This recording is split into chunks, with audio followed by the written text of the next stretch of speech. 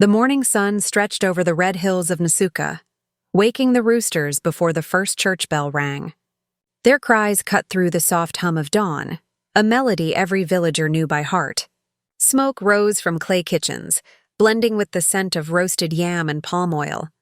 Children chased one another down the dusty road, while women prepared for the long day ahead. Amara stepped out of her mother's small hut, her bare feet brushing the red earth, warm and alive beneath her toes. She tied her wrapper tightly around her waist and lifted her face toward the rising sun. "Thank you, Lord," she whispered. The gold of dawn kissed her brown skin, and in that moment she looked like a piece of the land itself, humble, radiant, and strong. Her life was simple. She sold fabric and beads at the market, sang in the church choir, and returned home every evening to help her mother, Mama Ijoma, cook supper by lantern light. Their hut was small, but laughter filled its corners. To them, joy was not bought. It was shared. Mama Ijoma was a woman carved by years of both sorrow and faith. Widowhood had made her soft-spoken yet firm, gentle but wise. Every evening, as they sat outside weaving baskets, she would speak the old sayings of their ancestors. "Amara," she would begin, her voice steady as the evening wind. "A river that forgets its source will soon run dry. Yes, Mama," Amara would reply with a smile. Her mother would nod, eyes distant. "And my daughter, not every man with gold wears a heart of flesh." Those words often lingered long after silence returned. Amara did not always understand their weight, but she respected them. Her mother's dreams often came true, dreams she called messages from the ancestors. Still, Amara's heart carried its own kind of dream, one stitched from longing and youthful hope. While sweeping the compound or helping at the market, her mind would drift to a world beyond Nsuka. She imagined herself in fine lace, her hair braided with gold threads, walking through a house of marble where the floor shone like morning dew. She did not crave vanity, only freedom. She wanted to rise beyond the life of counting coins at the market stall, beyond the whispers that said, "She is her mother's daughter, the widow's child." Every time the city traders came from Enugu or Abuja, she watched their shining cars pass by and wondered what it would feel like to ride in one. She prayed, "Lord, send me love that lifts me, a man who will see more than my poverty." One hot afternoon, as the market buzzed with laughter and bargaining, a silence rippled through the crowd. Heads turned. Voices hushed. From a sleek black car stepped a tall man in a fine suit that seemed to defy the dust of Nsuka. His shoes shone like mirrors, and the scent of expensive cologne followed him like shadow. "Who is that?" someone whispered. "They say he is Chief Damilare," answered another. "A businessman from Lagos. Rich, powerful." Amara was folding fabrics inside her boutique when he entered. The chime of the door startled her. She looked up, and for a moment, time held its breath. He smiled, the kind of smile that could melt suspicion. "Good afternoon, beautiful one," he said in a calm, commanding voice. "Do you sell only beauty here, or also grace?" Amara's cheeks warmed. "I sell fabric, sir." "Then I will buy what your hands have touched," he replied softly. And he did. Everything she lifted, everything she measured. Villagers peeked through the windows, whispering blessings, their eyes wide with wonder. Never had they seen such wealth, such attention on a humble village girl. When he left, his car tires kissed the dust, leaving behind the faint scent of imported perfume and a heart pounding inside Amara's chest. That night, as she lay beside her mother, staring at the flickering lantern light, her mind replayed his words, his smile, his eyes. Mama Ijoma noticed her daughter's quietness. "Amara, your heart is walking far tonight," she said gently. Amara hesitated. "Mama, do you think dreams can come wearing shoes of leather and gold?" Her mother turned slowly, eyes firm. "My daughter," she said, "not every man with gold wears a heart of flesh." Amara smiled faintly, but her mother's words echoed in the dark, like a drumbeat no one else could hear. Outside, the night breeze whispered through the mango trees. Somewhere in the distance, an owl cried, a sound the elders often said came when fate was shifting its weight. And so, under the pale moon of Nsuka, a seed of destiny began to grow. One watered by hope, shadowed by warning, the village slept. But the spirits, it seemed, had just begun to stir. Days passed, and Nasuka's sun rose and set as usual, yet a new tension hummed in the air. One afternoon, a sleek car rolled into the dusty compound where Amara lived. Children squealed with delight at the sight of a visitor, but none could have guessed the weight of what he brought. Damilare stepped out, impeccably dressed, a polished man from a world Amara had only glimpsed in dreams. In his hands, he carried bags of rice and cartons of palm oil. He handed them over with a bow, his voice smooth as river water. "For your family, to honor the goodness I have seen in you, Amara." Next came golden necklaces, shining like captured sunlight, and thick wads of cash that made even the town elders pause. Children circled around, chanting her name, their laughter ringing against the red clay walls. Mama Ijoma thanked him, her voice trembling. "Your generosity humbles us, sir." Yet behind her eyes, unease stirred. That night, as she knelt in prayer, shadows seemed to slither behind the gold coins. Her dreams whispered warnings she dared not voice aloud. By morning, the news had spread like wind through dry leaves. Women in the market whispered about Amara's destiny, praising Damilar's gifts. Men nodded approvingly, marveling at his wealth and charm. But by the well, a few old women shook their heads. "No one gives such gold without taking something in return," one murmured. Their voices were soft, yet heavy, drowned in the marketplace laughter that always spoke louder than caution. Weeks later, emissaries arrived, clad in fine agbadas that shimmered with thread and tradition. They knelt before Mama Ijoma, speaking with tongues polished by education and custom. Yam tubers, wines, colorful fabrics, and jewels poured into the small house, filling it like festival rain. Even the neighbors gasped at the size of the bride price. Mama Ijoma's hands trembled as she spoke. "We must know the man's heart, not just his wealth," she said. Her words were gentle, a mother's caution wrapped in hope. Yet the drums of the village beat louder and louder, heralding change that no one could stop. For the first time, Amara felt her life shift, a trembling between blessing and bargain, the weight of destiny pressing gently on her shoulders. That evening, under the cool moonlight, Damilare stood before Amara. "You carry a light that called me from afar," he whispered, his eyes fixed on hers. "You were born to be my queen." His words melted the last remnants of fear in her heart. She smiled, a fragile glow in the night, and reached for his hand. But when he returned her smile, something didn't match the warmth of his voice. It was subtle, almost invisible, a flicker of darkness behind eyes that otherwise shone. Amara's mother's old tales echoed in her mind. A snake may wear the colors of a rainbow, but its bite remains the same. The palm trees swayed gently, whispering secrets of a fate not yet revealed. In that quiet moment, Amara felt the thrill of love and the tremor of warning, both mingling under the silvered moon. And so, the gifts glimmered, the village drums beat, and a future unknown waited just beyond the horizon. The morning sun poured gold across Nasuka as the village stirred to life. From the earliest hour, the air vibrated with drums, ululations, and the laughter of children. Luxury cars, shining even in the dust, lined the narrow streets as dancers twirled in shimmering gold, their feet beating rhythms that seemed to speak to the ancestors themselves. Mothers held infants on their hips, singing blessings over Amara as she walked past, a vision of humility and beauty in her simple dress. Damilar moved among the crowd with ease, the city's Polish radiating from him, his hands clasping gifts and envelopes, his smile drawing admiration like fire draws moths. Musicians from Lagos struck up rhythms that made the earth pulse, drums echoing as if the spirits themselves celebrated. Elders nodded knowingly, whispering, "Her ancestors have finally smiled on her."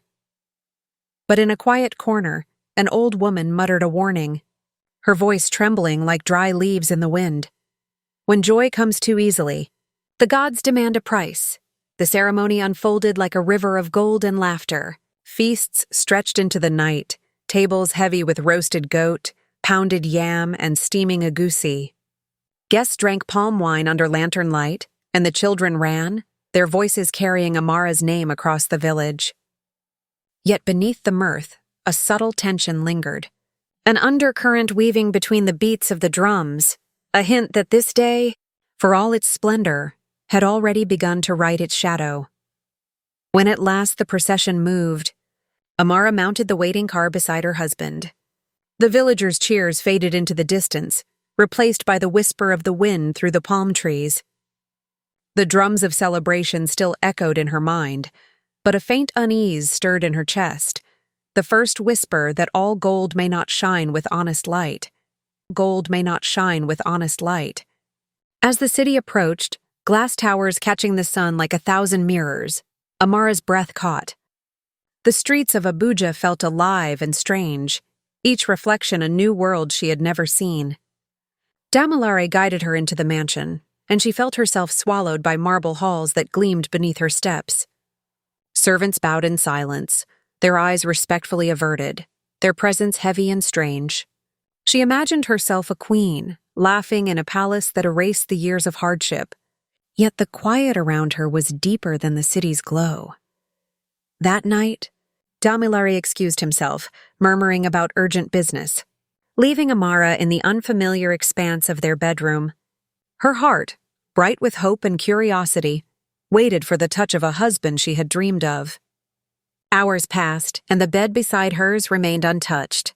Morning light revealed his absence from breakfast, the dishes she prepared lying untouched. She asked him softly, her voice trembling, "Why do you leave, Damilare?" He gave a faint smile, a shadowed expression that did not meet her eyes.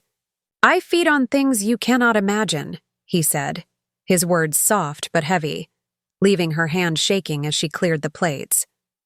The servants exchanged knowing glances, their silence a language she could almost understand but could not translate. Days turned to weeks.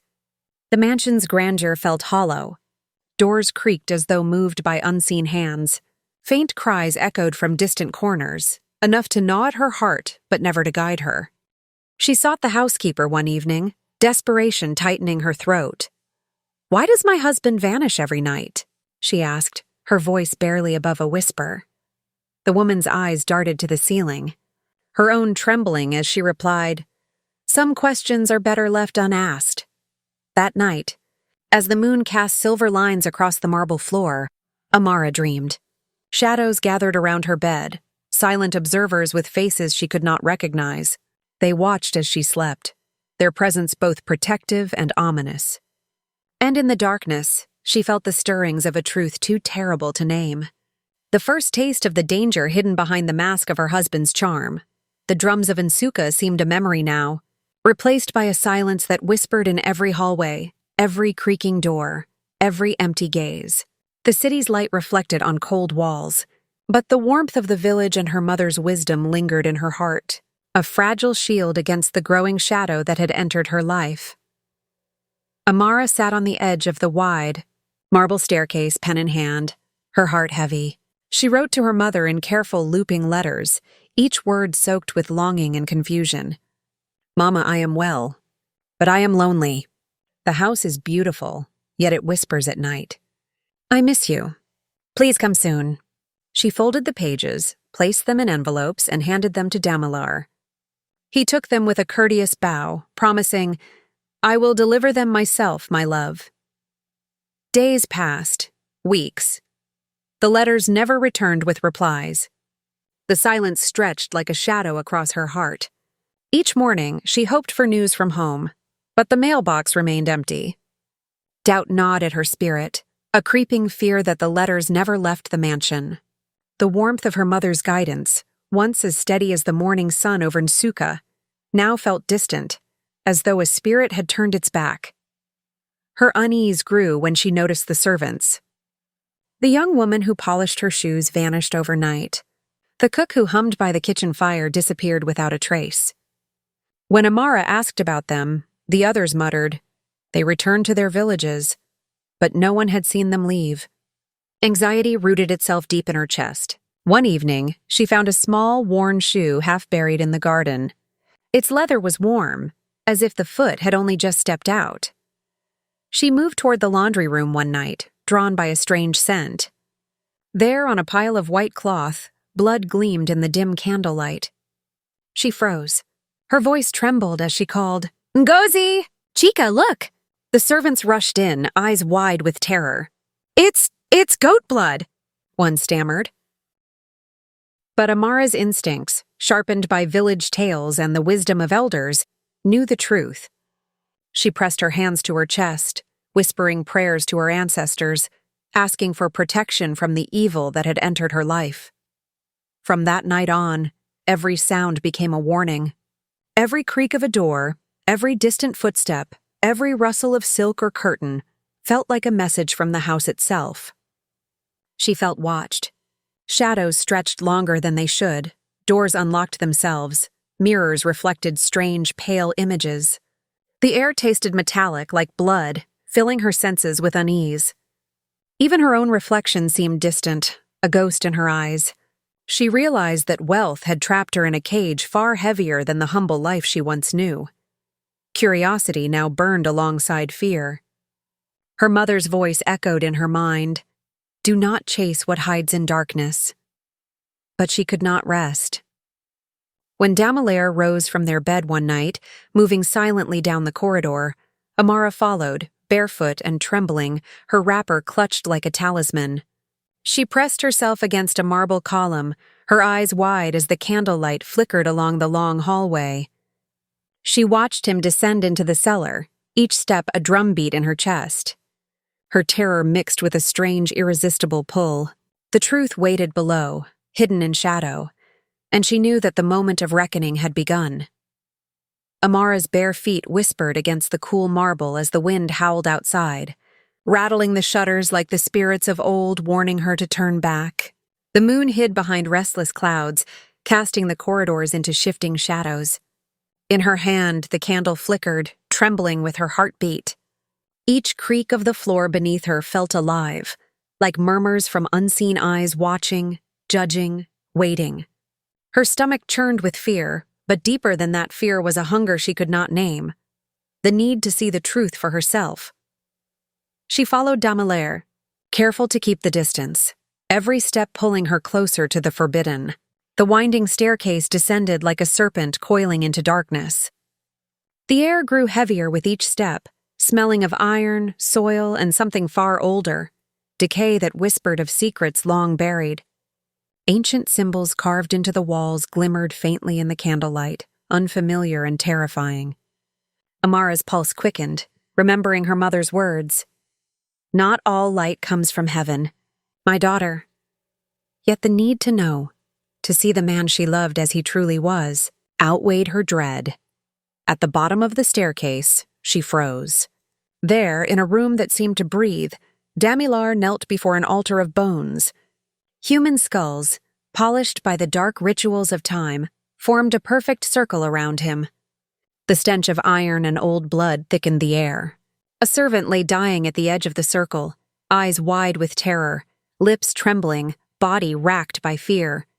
Damelaire's lips moved in a language older than any she had heard, calling forces that twisted the air, bending the shadows around him into shapes that slithered and writhed. The candlelight danced across his face, illuminating a calmness that made her stomach turn. And then, the impossible began. His body convulsed and contorted. Skin rippled unnaturally, shifting into shadows that seemed alive. His eyes glowed a furious red, teeth lengthened into sharp fangs that glimmered in the candlelight. The man she once believed in, the one who spoke of love and light, became a creature born from nightmares.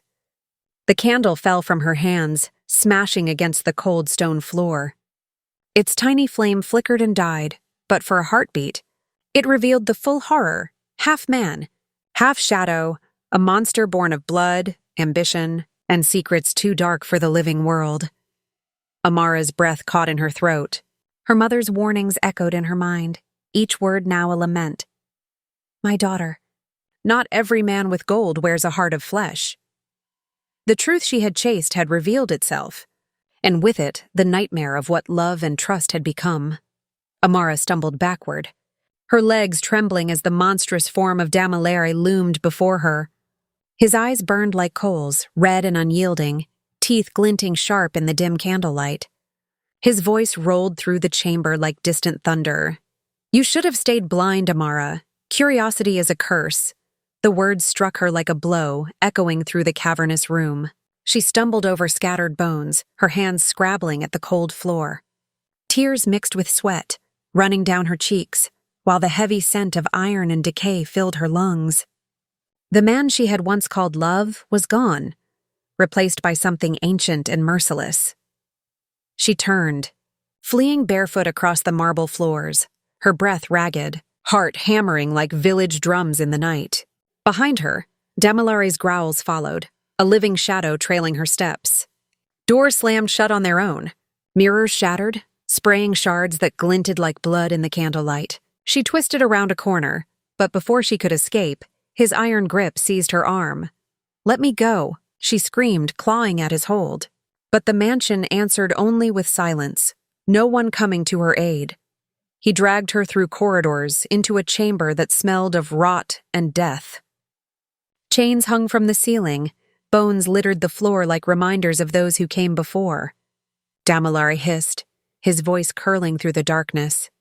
"You will rot with the others who disobeyed." And then he vanished, leaving her alone in the thick shadows. Amara sank to her knees, clutching her chest, whispering, "Mama, Mama." Her voice trembled, a plea to the mother who had always been her anchor.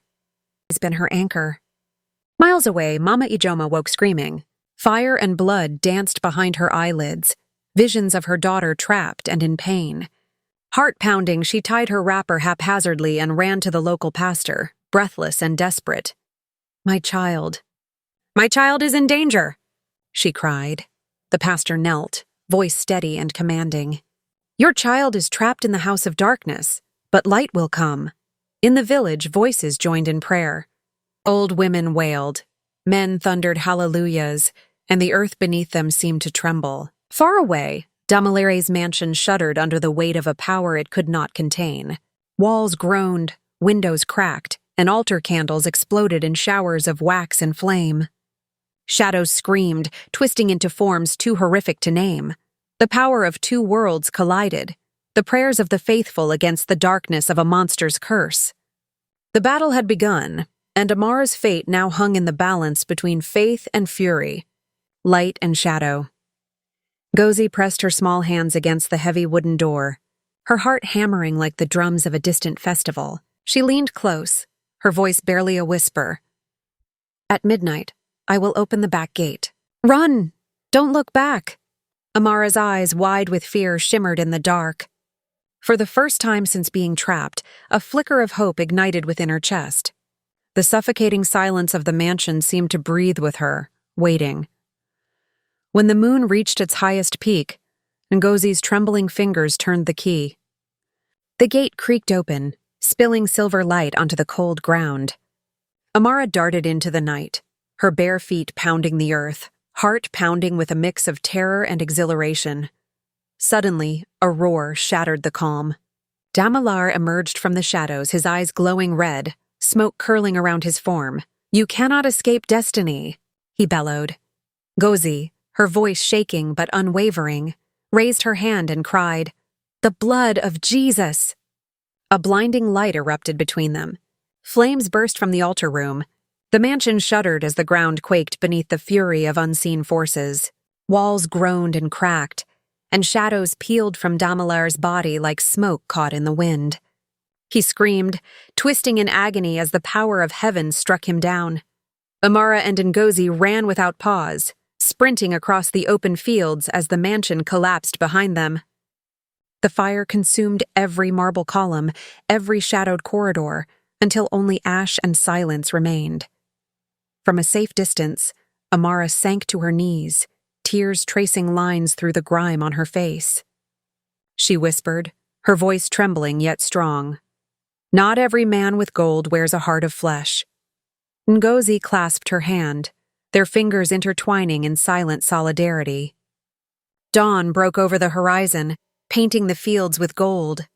The fire had faded, but its lesson remained, a warning passed down through generations of women. Curiosity may guide the heart, but it can also awaken the danger that lurks behind the glitter of gold. Amara's bare feet pressed into the red earth, each step kicking up dust that shimmered gold under the morning sun. Her wrapper hung in tatters around her, and her body ached from the trials she had endured, yet her spirit burned brighter than ever. The road stretched endlessly before her, lined with curious villagers whose eyes widened at the sight of her. "Amara, is it truly you?" whispered an old man, crossing himself. Children ran alongside her, chanting her name, while mothers muttered prayers under their breath. Each step felt like a rebirth, as though she were walking back from the very edge of death itself. When she reached her mother's doorway, Mama Ijeoma sank to her knees, tears streaking her worn face. "My daughter. My daughter!" she cried, pulling Amara into a trembling embrace. Amara clung to her mother, their bodies shaking with relief, months of fear dissolving in their tears. Neighbors gathered, ululations rising into the sky. "The ancestors have fought for this one," chanted the old women, swaying under the sunlight. Word spread quickly. Chief Damilara's mansion lay in ruin, consumed by fire no man could explain. Elders gathered beneath the great Iroko tree, nodding gravely. "Fire from the gods," one said, voice heavy with respect. "Evil cannot dwell among men for long." Children were hushed, taught to fear the lure of wealth without knowing a man's soul. Whispers traveled beyond Nasuka to nearby villages. Some claimed Damilara had never been human, but a spirit feeding on blood to buy fortune. Others spoke of him as a being cursed by a rejected goddess, a warning cloaked in beauty and power. By night, mothers told the tale under flickering flames. "Remember, children, not every handsome face is flesh and blood. Some hide the teeth of a spirit." Amara held her mother's hand, watching the sunset paint the horizon, a life reclaimed and a lesson etched into the hearts of all who listened. Weeks drifted past like the gentle currents of the Aja River. Amara's body grew strong again, her wounds healing beneath the patient care of her mother and the warmth of the village. Each morning she walked to the small church, where the air was thick with the scent of incense and the chorus of women's prayers rising like smoke to the heavens. When young brides approached her, hesitant and shy, she would smile softly and say, "Ask questions before you say yes. Even gold can hide poison." Her voice was gentle, yet each word fell like a seed into fertile hearts, taking root in caution, wisdom, and faith. One afternoon, Ngozi appeared at the church gate, her frame thin but her spirit unbroken. Scarred hands met Amara's in an embrace that spoke louder than any words. A reunion of souls who had outrun death itself. Together they cooked meals for the fellowship, sang hymns that lifted their spirits, and shared stories of courage with the other women. Villagers soon called them the two who outran death, a living testament that sisterhood can break even the strongest chains. On Sunday, the pastor stood before the congregation, robes swaying with authority. "The devil can wear a designer suit," he said, voice echoing through the wooden rafters. "But no wealth bought with blood will last." He spoke of greed, deceit, and the blindness of love. Amara listened quietly as the women nodded, tears glistening in their eyes. Even the men murmured among themselves, humbled by the warning that rose like thunder from the pulpit. At night, Amara sat beside the fire outside her home. Children gathered, their faces glowing orange in the dancing flames. She told them of choices, of the paths that lead to sorrow and those that lead to wisdom. "The heart that ignores its mother's warning," she said, "will one day weep alone." The children listened, eyes wide, as the fire flickered across her face. Her pain transformed into guidance, her story into purpose. One dawn. The sun rose over Nsuka, painting the fields in gold. Amara stood silently, feeling the warmth touch her face like a blessing. She whispered prayers for daughters still trapped by deceit, for women yet to see the danger behind the glitter of gold. The wind carried her words across the village, a quiet hymn of hope and resilience. Villagers would never forget her story. Mothers whispered to daughters, "Ask before you love."